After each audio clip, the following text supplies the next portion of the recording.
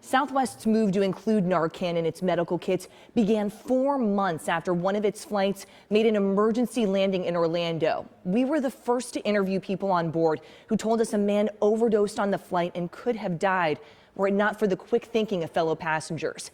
At 30,000 feet, there was no Narcan. We followed up with these passengers, but first, here's a look back at their story.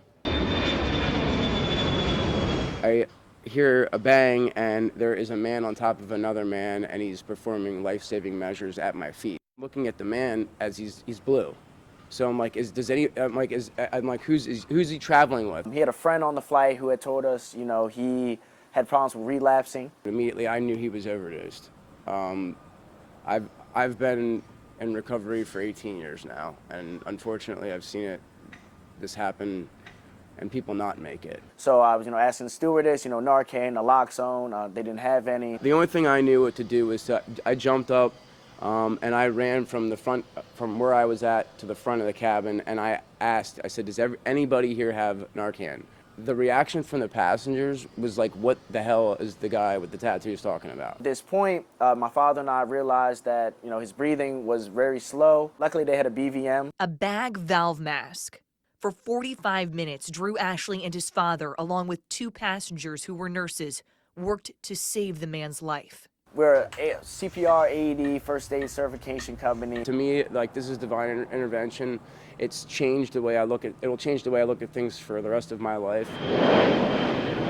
We caught up with Josh Lazarus from that July flight from Baltimore to West Palm after learning Southwest would start carrying Narcan. His whole goal behind speaking out. So to find out that we're here right now, unbelievable.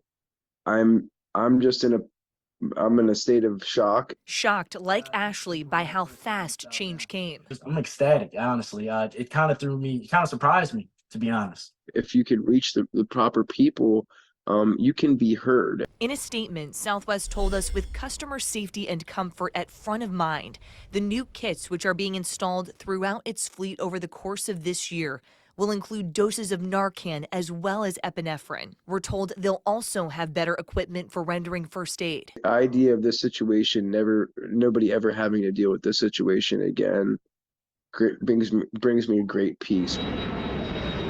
Despite legislative efforts to make the FAA require Narcan on all flights, a move the agency could make on its own, so far Narcan is still only recommended to include in emergency medical kits. I'm I-Team investigator Kylie McGivern, taking action for you.